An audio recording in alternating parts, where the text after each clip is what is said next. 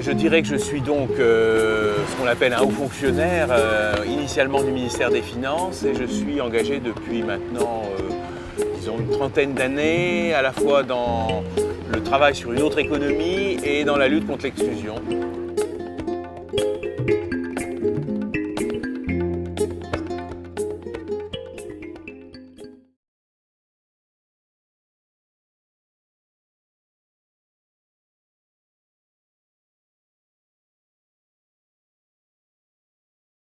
L'un des déséquilibres, c'est qu'à la fin du Moyen-Âge, on a préféré mettre tout cela sur un plan horizontal, avec la science, avec l'économie, et non pas sur un plan plus vertical, au niveau de la quête intérieure, spirituelle. C'est-à-dire que l'économie est devenue une fin en soi, alors que c'est un moyen. D'autres déséquilibres qu'on peut souligner, c'est le primat du commerce sur le développement. Il faut toujours être compétitif, au lieu de développer un territoire. Et puis évidemment, l'autre déséquilibre, là c'est très connu, c'est la financiarisation de l'économie.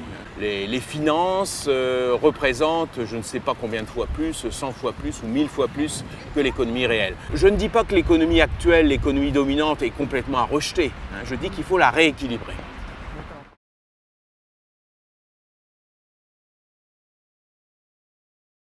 Moi je préfère finalement maintenant le terme d'économie appropriée. Plus approprié, disons, aux besoins fondamentaux de l'homme, les besoins de sens, le besoin d'identité, le besoin de relations, et une économie aussi plurielle. C'est-à-dire qu'il faut admettre que dans l'économie, il y a effectivement l'économie qui est actuellement dominante, mais il faut reconnaître d'autres étages de l'économie.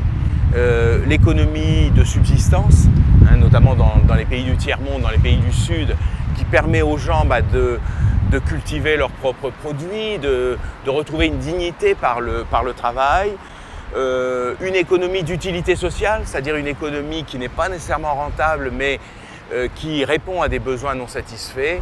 Ce n'est pas nécessairement complètement tout révolutionner, mais laisser une place à cet autre type d'économie qui de fait est la base traditionnelle de l'économie.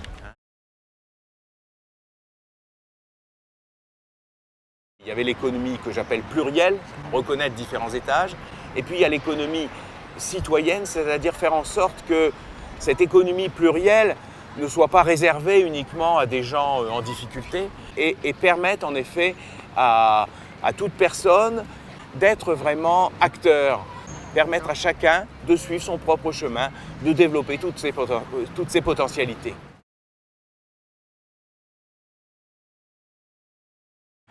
C'est là que, me semble-t-il, l'État et les forces politiques ont un rôle à jouer en permettant aux gens d'être un peu plus libres par rapport à cette économie. D'où l'intérêt, par exemple, dans nos pays, d'un revenu de citoyenneté qui permette à chacun, par le seul fait qu'il existe, d'avoir un revenu et qui le laisse un peu libre d'aller travailler ou de ne pas aller travailler. D'où l'importance aussi d'un terme qu'on n'aime plus beaucoup dans la politique française, qui est le partage du travail.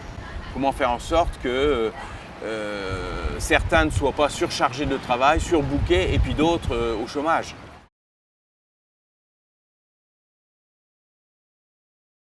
Il s'agirait en fait de redéployer toutes les aides sociales, toutes les allocations, le RSA, etc., pour justement créer ce revenu citoyen qui se substituerait un petit peu à toutes les aides qui existent, mais qui serait attribué à tout le monde.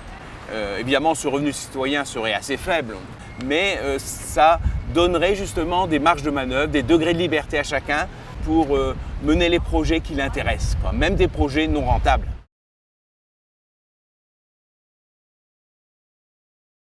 Les charges fixes sont de plus en plus importantes, donc même des gens qui travaillent, qui ont un emploi, n'arrivent plus à s'en sortir.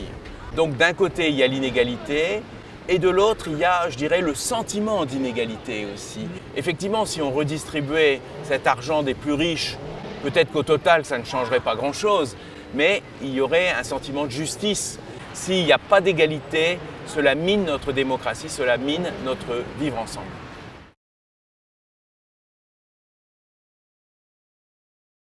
Beaucoup de gens, effectivement, se sentent, soit ils se révoltent, soit plutôt, d'ailleurs, ils sont plutôt dans l'anomie, dans le à quoi bon, finalement. Beaucoup de gens ne trouvent plus le sens de leur vie. Et donc, il est très important d'aider des personnes à retrouver ce sens et à retrouver un élan. Quand je travaillais à Lyon, j'ai travaillé à la mission régionale d'information sur l'exclusion. On disait vis-à-vis des personnes les plus pauvres, les plus démunies, qu'il faut vivre 3 P. La protection, la promotion et le pouvoir agissant. C'est-à-dire qu'en effet, au départ, il y a des personnes qu'il faut protéger. Il faut leur donner de quoi manger, il faut les aider à vivre. Mais ensuite, il faut aller vers la promotion de ces personnes et le fait qu'ils aient un pouvoir et qu'ils agissent, qu'ils puissent agir ensemble pour en effet transformer les choses. Il faut vraiment que les personnes pauvres, démunies, puissent travailler ensemble et construire ensemble une pensée, retrouver une estime de soi et devenir de véritables citoyens qui agissent. Donc par exemple, chaque année, il y a cette manifestation, la Journée mondiale de lutte contre la misère le 17 octobre, mais je dirais que c'est devenu un peu peut-être une tradition qui peut-être ne change pas les choses. Il faudrait certainement aller plus loin et commencer à mener des actions plus engagées de désobéissance civile ou vraiment entrer dans une dynamique, dans une stratégie non violente. Il faut essayer de toucher le cœur et la pensée de chacun à travers des mouvements en effet qui ont une forte dimension symbolique. Et par exemple, j'aime beaucoup participer personnellement au cercle de silence. On reste 1 heure en silence et on porte dans notre cœur et dans notre esprit toutes ces personnes, tous ces étrangers qu'on expulse ou qu'on met dans des centres de rétention. Et c'est vrai qu'il y a beaucoup de gens qui passent, qui s'arrêtent et qui sont touchés. Ça n'a pas nécessairement une efficacité à court terme, c'est une efficacité plus à long terme, c'est une fécondité et tout ça va faire évoluer les choses. Voilà, mais il faudrait avoir peut-être davantage d'imagination pour trouver des types d'actions qui soient non pas tant politiques que prophétiques.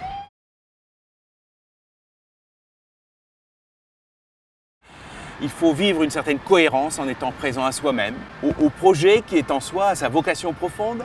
Il faut être présent à l'autre, et notamment présent aux plus pauvres, qui nous aide à progresser dans notre propre humanité, et puis présent à, je dirais, une transcendance, quelque chose qui va nous aider à nous dépasser, un esprit, un souffle, qui va nous aider, je dirais, à persévérer dans ces engagements pour être de plus en plus fidèles à notre vocation. Voilà, message que je vous laisserai. Merci.